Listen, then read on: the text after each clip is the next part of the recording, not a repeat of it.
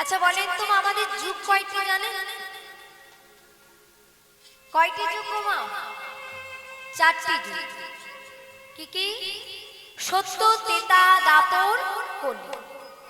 এবার একটু ভেবে দেখেন, প্রত্যেক যুগে কিন্তু ভগবান এসেছে। সত্য যুগে নারায়ণ, ত্রেতা যুগে রামচন্দ্র, দাপরিতে কৃষ্ণচন্দ্র, কলিকালে গৌরচন্দ্র। কিন্তু প্রত্যেক যুগে ভগবান নেমে আসলেও এই তিনটি যুগে যখন ভগবান এসেছে, তিনি সত্যকে বিনাশ করেছেন, ধর্মকে প্রতিষ্ঠাপন করেছেন, ভক্তের মনোবাসনা পূরণ করেছেন। কিন্তু এই তিন যুগের ভগবান মানে ভগবান নারায়ণ, রামচন্দ্র আর কৃষ্ণচন্দ্র, তিনি একবারের জন্য আমাদের কলির মানুষের উদ্ধারের পথ বলেন।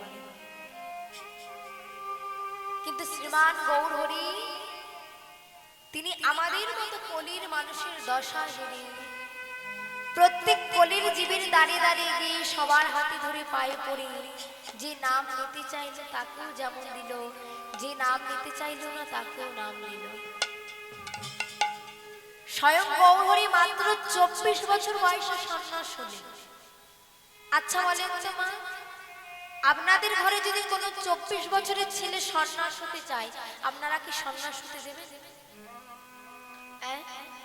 দেবেন কি? তাহলে আপনাদের একটা সন্তান, তাকে আপনি সন্ন্যাস হতে দেবেন না কি গো? সচিমায়ের তো একটা সন্তান নয়, দুটো সন্তান নয়, আটটা সন্তান হারিয়েছে।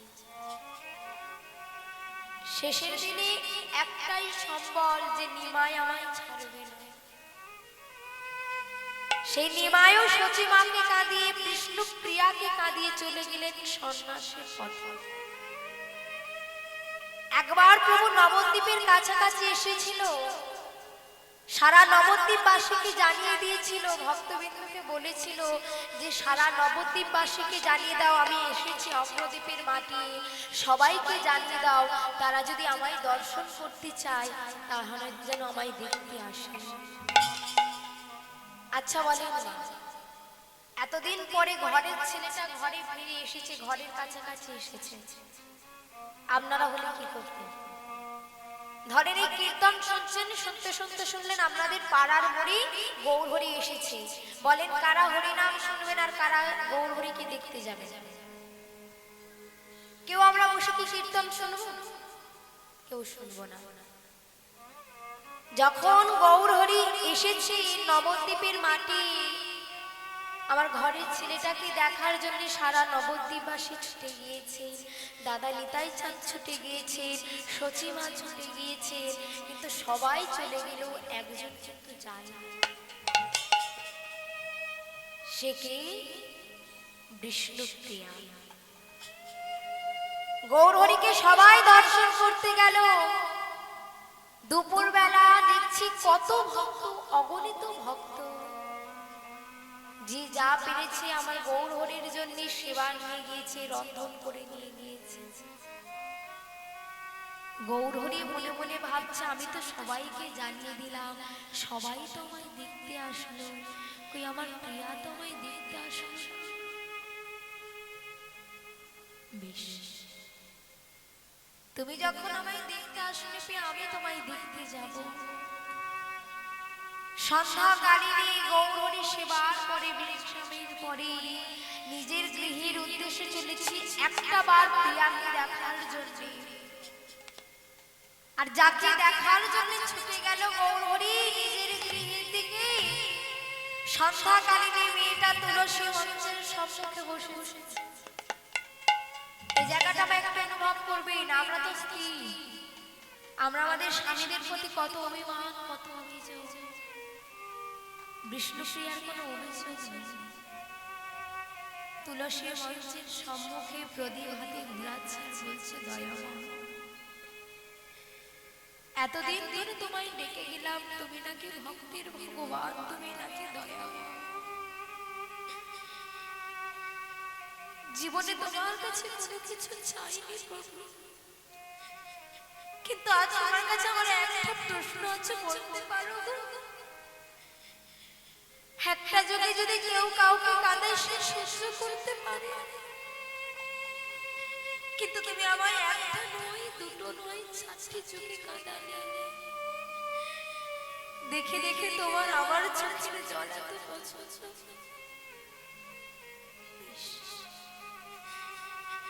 তুমি যদি ভগবান হয়ে আমায় কাঁদো, আমি তোমায় কিচ্ছু বলবো না। শুধু তোমার কাছে আমার একটা অনুরোধ করবো, যত তুমি আমায় কাঁদাও, যত কষ্ট দাও, যত ব্যথা দাও, যত আঘাত দাও, আমি যেন কোনোদিনও তোমার চোখ ছাড়া না হই। বিষ্ণুপ্রিয়া দেবী তুলসী মঞ্চের সম্মুখে নয়ন জলে ঘিরে যায়। গৌরহরি এসেছে এতদিন পরে নিজের গৃহে। গৃহে পা রাখার আগে সঙ্গে সঙ্গে প্রিয়াকে ডেকেছি, প্রিয়া। যেই না প্রিয়া প্রিয়া প্রিয়া বলে ডাকলো মা, ভেবে দেখেন এতদিন পরে যদি আপনাদের স্বামীরা ঘরে আসতেন, হয়তো দীর্ঘদিন পরে কাজ থেকে এসেছে, আপনারা হলে কি করতেন? স্বামীর চরণ ধৌত করে দিতেন, ভালো ভালো রন্ধন করে দিতেন। কতটুকু করলে স্বামীর সেবা দেওয়া যায়। এতদিন পরে কিন্তু বিষ্ণুপ্রিয়ারও স্বামী এসেছে, তবে এটা হলো আমাদের সঙ্গে বিষ্ণুপ্রিয়ার ভালোবাসার পার্থক্য। গৌরহরি প্রিয়া বলে ডেকেছে, যেখানে বিষ্ণুপ্রিয়ার দরকার ছিল গৌরহরির কাছে গিয়ে সেবা করা, গৌরহরির সেবা তো করলই না, আরো ঘুমটা দিয়ে নিজের বদনটা ঢেকে রেখেছে। গৌরহরি মৃদু মৃদু হাসছে, প্রিয়া এত অভিমান তোমার, এত রাগ, আজ দুপুর বেলা সবাই আমায় দেখতে গেল, সবাই আমার জন্য কত সেবা দিয়ে গেল, কিন্তু জানো তো প্রিয়া, সবাই আমায় দেখতে আসলো, আমার বারবার মনে পড়ছিল যে আমি কখন আমার প্রিয়াকে দেখব, তুমি তো আসলে না। তাই আমি তোমার কাছে ছুটে এসেছি, বেশি কিছু নয়,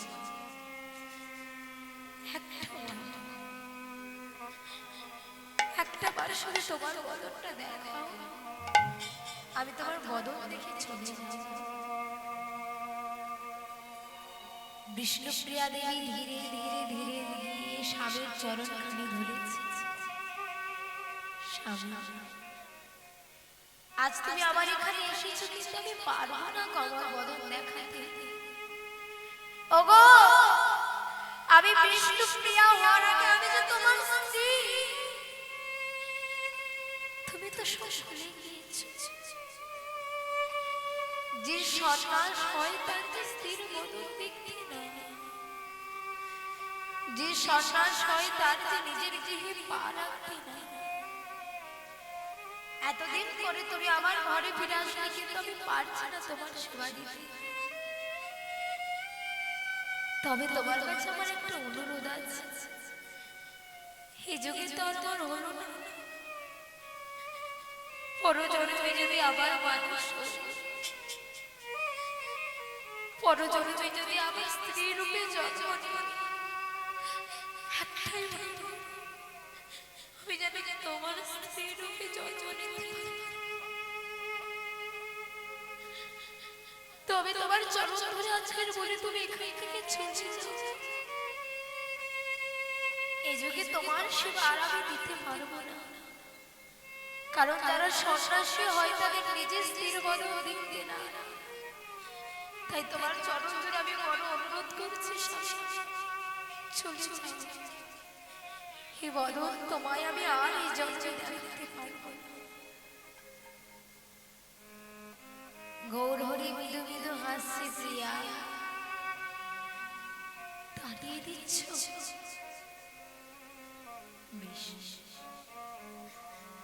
যাকে দর্শনের লাগে এসেছি, যাকে একটা বার দেখার জন্য আসলাম, সেই যখন আমায় দেখতে চায় না, আর কেন বা থাকবো? চলে যাব। গৌরহরি এক পা করে নিজের গৃহ ছাড়ে চলে যাচ্ছে, আর যে মেয়েটা গৌরহরিকে তাড়িয়ে দিল তার এক বিন্দু এক বিন্দু এক বিন্দু করে নয়নের জল ঝরায় পড়ছে। এটাই তো প্রকৃত ভালোবাসা। আমরা তো সবাই স্বার্থের জন্য ভালোবাসি, স্বার্থ ছাড়া আমরা কোনোদিনও কাউকে ভালোবাসবো না। যার পিছনে আমাদের স্বার্থ থাকবে, অর্থ থাকবে, তার জন্য আমরা ভালোবাসি। কোনো ব্যক্তিকেও যদি আমরা ভালোবাসি স্বার্থের জন্য, তার ভালো গুণের জন্য আমরা ভালোবাসি। দেখবেন আমরা বাস্তব উদাহরণ দিই, আমরা যে আখের রসটা খাই, আখটাকে কিন্তু ভালোবাসি না, তার রসের কারণে কিন্তু আমরা তাকে কিনে খাই। ঠিক তদ্রূপ আমরা মানুষকে ভালোবাসি না, মানুষের যদি কোনো ভালো গুণ থাকে বা তার যদি স্বার্থ থাকে বা অর্থ থাকে, তবে কিন্তু আমরা ভালোবাসি। যদি ভগবানের দিকে বিচার না করি, আমি মানলাম না গৌরহরি ভগবান, যদি একজন মানুষের দিকে বিচার করি, তাহলে কত বড় মহান মানুষ যে আমাদের জন্য, আমাদের মতো কলির মানুষের উদ্ধারের জন্য এত সুন্দর নাম সংকীর্তন কলির জীবের দাঁড়িয়ে দাঁড়িয়ে দিলেন। তাই চলি সেই কীর্তনের প্রারম্ভে গৌরহরিকে স্মরণ করি। আজ আমরা লীলার মধ্যে অগ্রসর হব। নিতাই গৌর কৃষ্ণ সেবানন্দে হরি।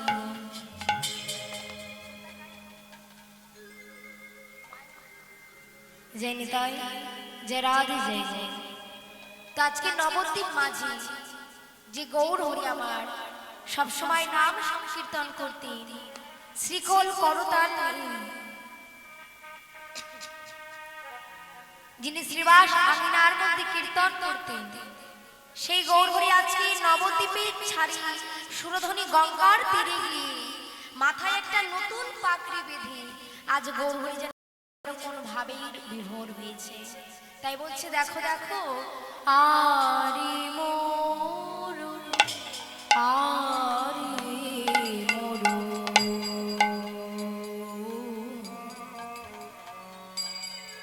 শ্রী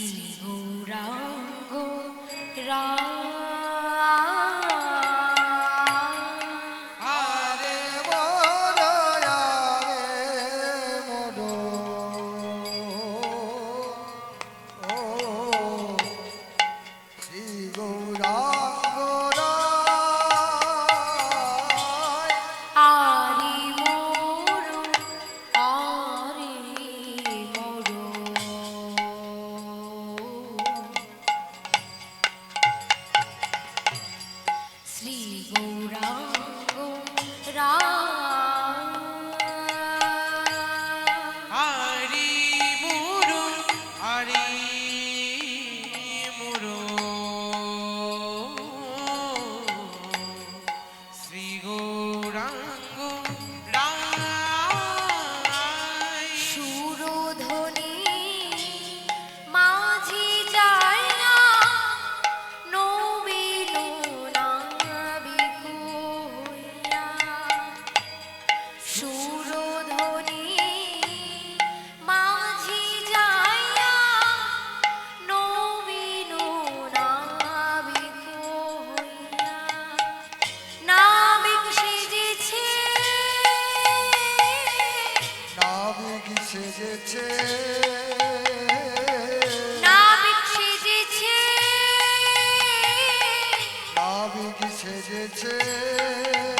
ওই সুরধ্বনির মাঝে যাইয়া নাবিক সেজেছে, সুরধ্বনির মাঝে যাইয়া নাবিক সেজেছে, সুরধ্বনির মাঝে যাইয়া নাবিক সেজেছে, ওই না সুরধ্বনির মাঝে যাইয়া নাবিক সেজেছে, ওই সহচর মেলে গোরা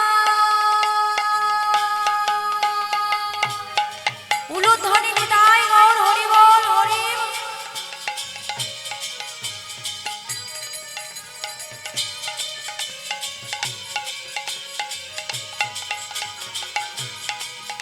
ওই সুরধ্বনির মাঝে যাইয়া নাবিক সেজেছে, সুরধ্বনির মাঝে যাইয়া নাবিক সেজেছে, ওই সহচর মিলি গোনা নাবিক সেজেছে, সহচর মিলি ওই না সুরধ্বনির মাঝে যাইয়া সহচর মিলি নিতাই গৌর হরি বল হরি।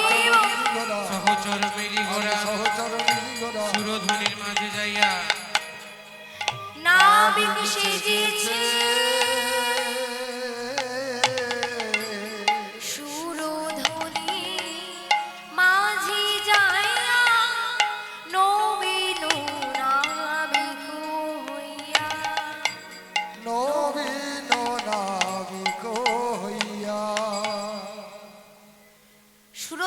মাঝে যাইয়া আজ গৌরহরি আমার পুরবের ভাবিত হই তিনি আজকের ভাবে বিভোর হয়ে সুরধ্বনির তীরে গিয়ে গৌরহরি যেন কোন ভাবে হৃদয় হয়েছে।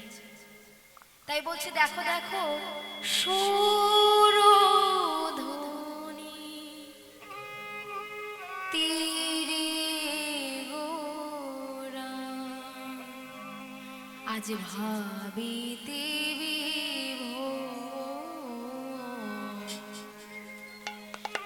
সুরধ্বনির তীরে গিয়ে গৌরহরি আমার পুরবের ভাবে বিভোর হই আজ তিনি নবীন নাবিক সেজে বসে রয়েছে।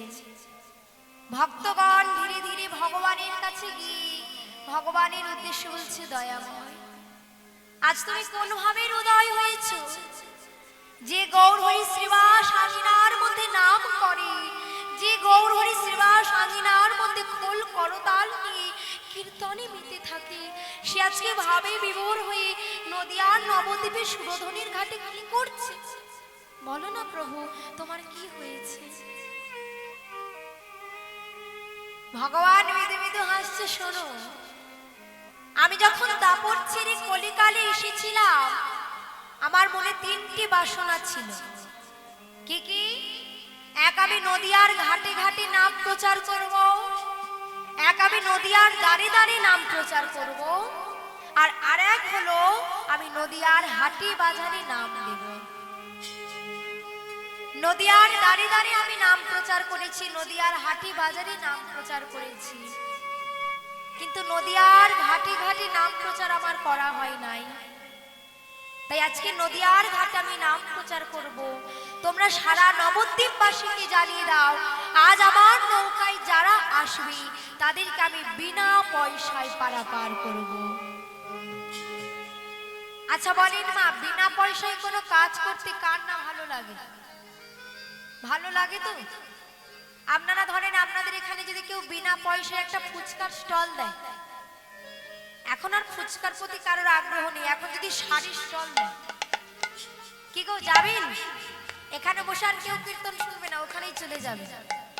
তো আজকে সারা নবদ্বীপবাসীকে যখন জানিয়েছি যে গৌরহরির নৌকায় যারা আসবে তাদেরকে বিনা পয়সায় পারাপার করবে, এই কথাটা যেই না শুনেছি সারা নবদ্বীপবাসী গৌরহরির নৌকায় বসেছে। কিন্তু এত ভক্ত সমাগম, এত অগণিত ভক্ত, তার মধ্যে প্রভু আজ কারুর না দিকে তাকে একমাত্র প্রিয় গদা, প্রিয় গদা, প্রিয় গদা ধরো সঙ্গে,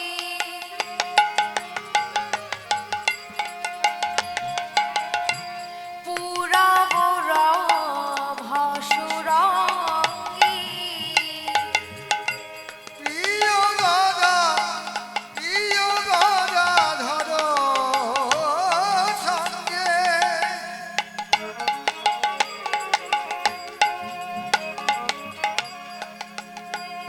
ওই পুরাব ভসুরঙ্গে। প্রিয় গদা, প্রিয় গদা ধরো সঙ্গে, পুরাব ভসুরঙ্গে। প্রিয় গদা ধরো সঙ্গে, পুরব ভসুরঙ্গে। কি বলছি? প্রিয় গদা ধরো সঙ্গে, পুরাব নভসরঙ্গে। প্রিয় গদা ধরো সঙ্গে মানে প্রভু আজকে নৌকায় এত ভক্ত আছে, কারোর দিকে না তাকিয়ে গদাধরের দিকে তাকিয়ে আছে। ধরেন আজকে আপনারা এত ভক্ত আছেন, আমি যদি কারোর না দিকে তাকিয়ে যে কোনো একজনের দিকে তাকিয়ে থাকি, আপনাদের ভালো লাগবে? হ্যাঁ, হয়েছেটা কি মেয়েটার যে আমাদের দিকে তাকাচ্ছে না, ওর দিকে তাকিয়ে আছে? একটা তো প্রশ্ন জাগবে, তাই না? তো আজকে ভক্তগণও মনে মনে ভাবছি যে হয়েছেটা কি মহাপ্রভু? হ্যাঁ, এত ভক্ত আছে আমাদের কারো দিকে তাকাচ্ছে না, গদাধরের দিকে তাকাচ্ছে কেন? কারণ এই গদাধর আর অন্যান্য ভক্তের মধ্যে একটা পার্থক্য আছে। গদাধর তো যে সে ব্যক্তি নয়, গদাধর হলেন শ্রীমতী রাধারানীর অংশভূতা। এই যে আমরা বলি মা রাধা কৃষ্ণ দুজন আলাদা, তাই না, বলি না? কিন্তু রাধা কৃষ্ণ তো আলাদা নয়, রাধা কৃষ্ণ একই আত্মা। তাহলে কেন দুটো দেহ ধরল? এই যে আমরা মানুষেরা প্রেম ভালোবাসাটাকে একটা আলাদা চোখে দেখি, কামের চোখে দেখি, এটা বোঝানোর জন্যই দুটো দেহ ধরেছে। চৈতন্য চরিতামৃতে বললেন রাধা কৃষ্ণ এক আত্মা দুই দেহ ধরি অনন্য বিলাস রস আস্বাদন করি, সেই দুই রস শিবে চৈতন্য গোসাই শ্রী রাধার ভাবাসাদিতি দোহে হইলা এক ঠাই। তাই দাপরিতে যিনি রাধা কৃষ্ণ তিনি এই কলিকালের গৌর হরি। এবার এই গৌর হরির মনের মধ্যে আছে অন্তে কৃষ্ণ বাইরে রাধা। এবার প্রশ্ন জাগতে পারে মা অন্তে কৃষ্ণ আর বাইরে রাধা, ভগবান যদি ভক্তকে বেশি ভালোবাসে, ভগবান তো নিজ মুখে বলেছে যে আমার অপেক্ষা আমার নাম বড়, আমার নাম অপেক্ষা আমার ভক্ত বড়। তাহলে ভগবান যদি ভক্তকেই বেশি ভালোবাসেন তাহলে অন্তে কৃষ্ণ আর বাইরে রাধা হলো কেন? অন্তে রাধা বাইরে কৃষ্ণ হতে পারত যদি এতই ভক্তকে ভালোবাসে। কারণ ভগবান চেয়েছেন ভক্তের মনোবাসনা পূরণ হোক। যখন প্রভু দাপর ছেড়ে কলিকালে আসবেন গৌরচন্দ্র রূপে, রাধারানী বললেন প্রভু তুমি যদি রাধা কৃষ্ণ মিলিত তনু হয়ে যাও তাহলে তুমি আমাকে বাইরে রেখো। কেন? কারণ যে অঙ্গে আমি তুলসীর পত্র ভয় মনে করি দিতে, যে অঙ্গে আমি চন্দনের প্রলেপ দিতে ভয় মনে করি, যদি একটু আঘাত লাগে, তুমি যখন গৌর হরি রূপে কলির জীবের দাঁড়িয়ে দাঁড়িয়ে যাবে, যখন বৃন্দাবনের ধুলা মাখবে, না জানি তোমার কত ব্যথা লাগবে, না জানি কত তোমার আঘাত লাগবে। তাই যদি আঘাত লাগে, যদি কষ্ট লাগে, যদি ধুলা লাগে, লাগুক আমার অঙ্গে, তাই তুমি অন্তে কৃষ্ণ হইও, আমাকে বাইরে নিয়ে যেও রাধা রূপে। নিতাই গৌর কৃষ্ণ প্রেমানন্দে হরি বল। তবে বলছি রাধা কৃষ্ণ থেকে গৌর হরি আরো ভালো। আমরা যদি রাধা কৃষ্ণকে না ডেকে গৌর হরিকে ডাকি আরো ভালো ফল পাবো। কেন? এটা বুঝতে গেলে একটু বাস্তব উদাহরণ দিতে হবে। আপনাদের এদিকে কাছাকাছি মিষ্টির দোকান আছে না? মিষ্টির দোকানে একটা ওই দুধে ভেজানো একটা মিষ্টি পাওয়া যায়, কি বলো তো? রসমালাই বলে। তো ওই যে রসমালাইটা কি দিয়ে সৃষ্টি হয়? দুধ থেকে, তাই তো? ওটাকে ছানা কাটিয়ে একটা রসগোল্লার মতো আকার নেওয়া হয়, তারপর ওটাকে আবার মিষ্টি মিশ্রিত কোনো একটা দুধের মধ্যে ভেজালে তবে ওটা রসমালাই হয়। শাস্ত্রে বলছে যদি দুধ হয় আমার কৃষ্ণচন্দ্র, কৃষ্ণচন্দ্র থেকে ছানা কাটিয়ে তৈরি হয়েছে রাধারানী। কেন? গোবিন্দ হলেন তিন প্রকার শক্তি নিয়ে গঠিত। এই জায়গাটা একটু মন দিয়ে শুনবে। গোবিন্দ তিন প্রকার শক্তি নিয়ে গঠিত। সেগুলো কি? সৎ, চিত্ত, আনন্দ, যার জন্য গোবিন্দকে বলা হয় সচ্চিদানন্দ। এবার এই যে তিন প্রকার শক্তি আছে, তিন প্রকার শক্তির মধ্যে শিশির আনন্দ শক্তি, আনন্দ শক্তি থেকে রাধারানীর সৃষ্টি। বলে আনন্দ শক্তিতে আহ্লাদিনী, আহ্লাদিনী শক্তি হলো প্রেম স্বরূপিনী, আর প্রেম স্বরূপিনী শক্তি হলো আমার রাধা ঠাকুরানী। কিন্তু এই রাধারানী যে দুধ থেকে ছানা কাটিয়ে রসগোল্লা করা হলো, আর সেই রসগোল্লাটাকে যখন ভক্তিরূপী দুধের মধ্যে আবার মিশ্রণ করা হলো, তখন আমার গৌর হরি সৃষ্টি হলো। নিতাই গৌর কৃষ্ণ প্রেমানন্দে হরি। আজকের গৌর হরি কোনো ভক্তের দিকে না তাকিয়ে গদাধরের দিকে তাকিয়ে, কেন? মনে মনে ভাবছি এই বুঝি আমার রাধা রানী। তাই রাধা রানী ভাবি আজ প্রভু আমার প্রিয় গদা ধরো সঙ্গে,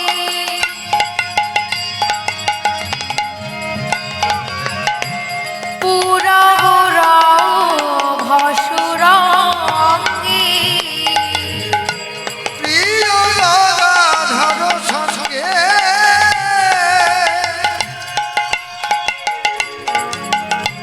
পুরা মোরা ভসরঙ্গে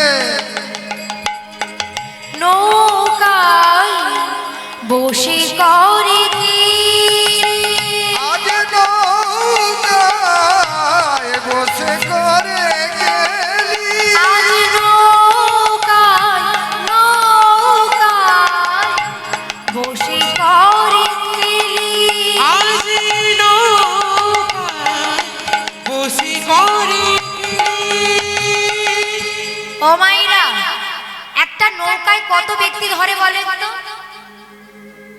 কতজন ধরবে? 100 জন। একটু বড় নৌকা হলে বড় জন 200 জন। তো আজকে প্রভু নৌকায় সারা নবদ্বীপবাসী বসে পড়েছে, আবার তার মধ্যে সবাই হরিনামের বিনোদ খেলা খেলছে। আর খেলতে খেলতে কি হয়েছে, আজ নৌকাখানি ডুবু ডুবু ডুবু ডুবু করে না।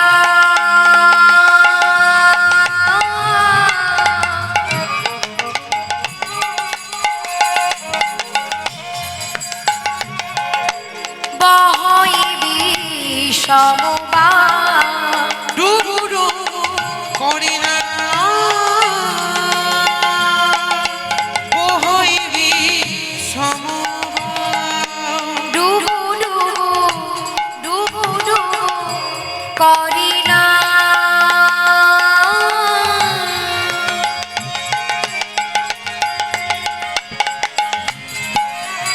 বহইবি সমবা ডুবু ডুবু করে না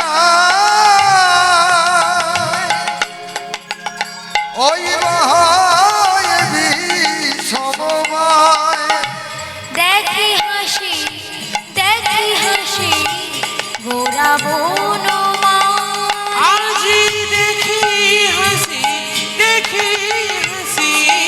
গোরা বনমালী।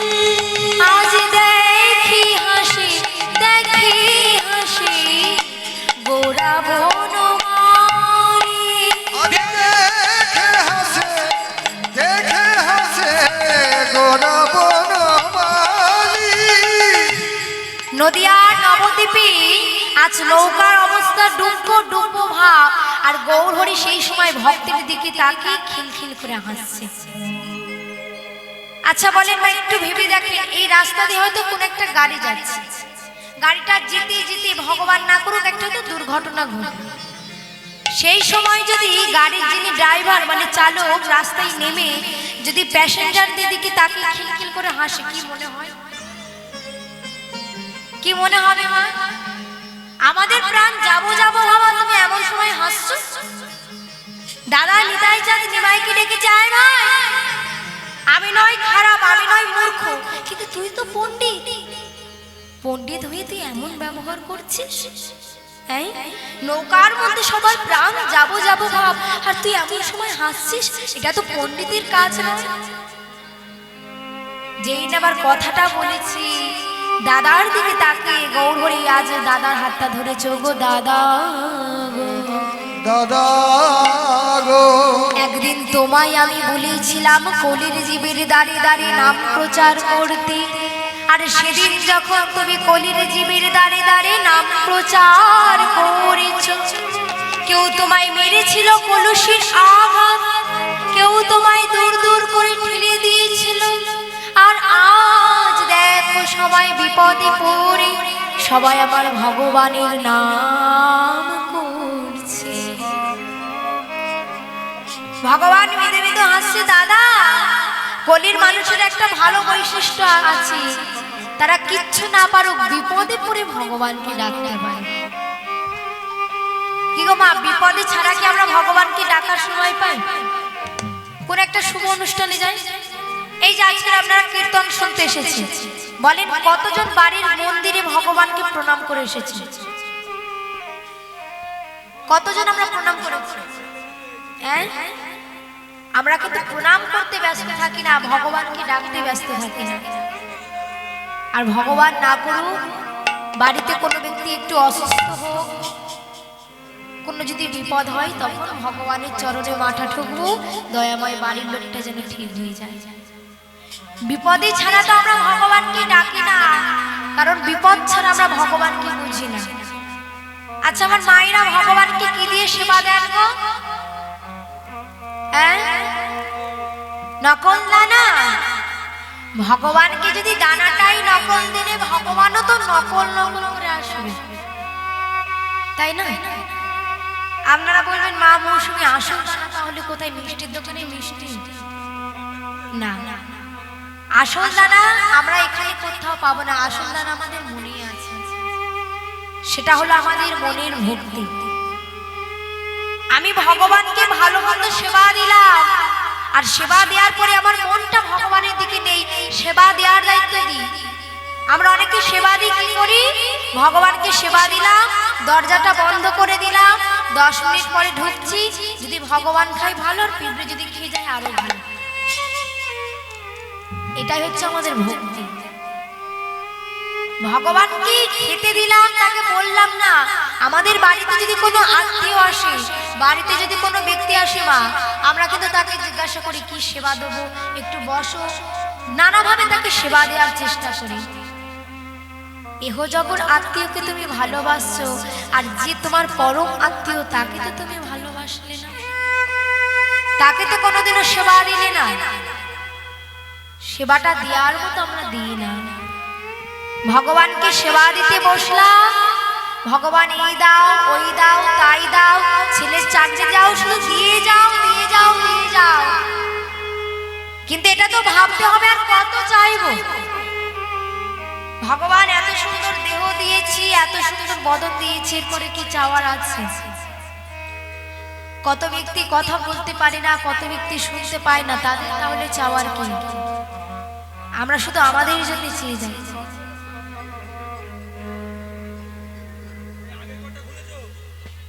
জেনি তাই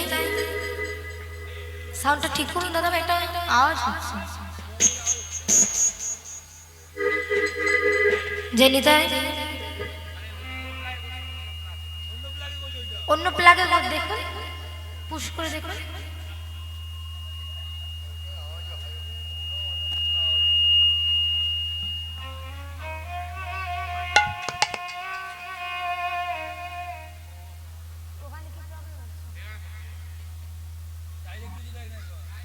জেনি তাই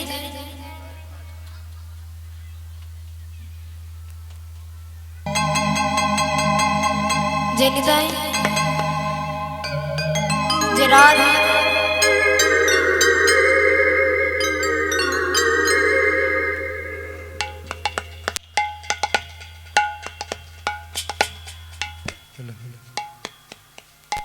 জেনি তাই যে রাধি যে রাধি জেনি তাই। আমরা তো ভগবানকে সেবা দিতে বসে শুধু আমাদের জন্য চেয়ে যাই, কিন্তু যারা প্রকৃত ভক্ত হয় তাদের চাওয়ার বস্তুটা বড় আলাদা। তাই আজকে সারা নবদ্বীপবাসী যখন ভগবানকে ডাকছি, আজকে ভগবান মৃদু মৃদু এসে বলছে দেখো আজ বিপদে পড়ে সবাই ডাকছে, দেখো দাদা দেখো, কেহ করে উত্তরণ ঘন ঘন হরিব, কেহ করে উত্তরণ ঘন ঘন হরিব, কেহ করে উত্তরণ ঘন ঘন হরিব, আজ কেহ করি উত্তরণ ঘন ঘন হরিব, নদী আরো দুই কুলো দেখি, নদী আর দুই কুলো দেখে, নদী আরো দুই কুলো দেখি, নদী আর দুই কুলো দেখে। এমন সময় কিছু যুবতী বিন্দু তারা কলসি করে যখন জল নিয়ে যাচ্ছে, এমন সময় যমুনার ঘাটে গিয়ে অর্থাৎ সুরধনী গঙ্গার ঘাটে গিয়ে যে না গৌর হরির রূপে দেখেছে, এক পাশে পদকর্তা বলছে দেখো দেখো ভুবন মোহন নাইয়া দেখিয়া বিবশ হইয়া যুবতী ভুলিল লাখি লাখি। তারা যখন কলসি করে জল নিয়ে আসছে, কলসি জল নাই, আরো কিছু যুবতী বলছে হ্যাঁ রে জল নিতে গেলি কলসিতে, কিন্তু কলসি ফাঁকা অবস্থায় আসছে কেন? যুবতীরা ডেকে বলছে ওরে সখী, আজ আমরা নদিয়ার নবদ্বীপের ঘাটে এক যুবক চিনি, আর সেই যুবক যে আজকে নবীন নাবিক সেজেছে, আর সেই নাবিকের দিকে তাকে আমরা যে সবই আজ ভুলে গিয়েছি সব। আজকে সবাই সমস্ত সখীরা যে না গৌর হরি রূপে তাকিয়েছে, তারা সব ভুলে গিয়েছে। কেন? দেখবেন মা, এই জগতে যদি আমরা কোনো ভালো দেখতে ছেলে মেয়ে দেখি, তাদের কথা একদিন থেকে দুদিন তিন দিন মনে থাকে, কিন্তু শাস্তি বলছি, কেউ যদি আমার গৌর হরির রূপে একবার নয়ন দেয়, কেউ যদি একবার আমার গৌর হরির রূপে নিজের নয়ন দিয়ে তাকায়, সে যে এহ জগতে কিছু আর মনে রাখে না, গৌর হরির রূপে মোহিত হয়ে যায়। নিতাই গৌর কৃষ্ণ প্রেমানন্দে হরি বল।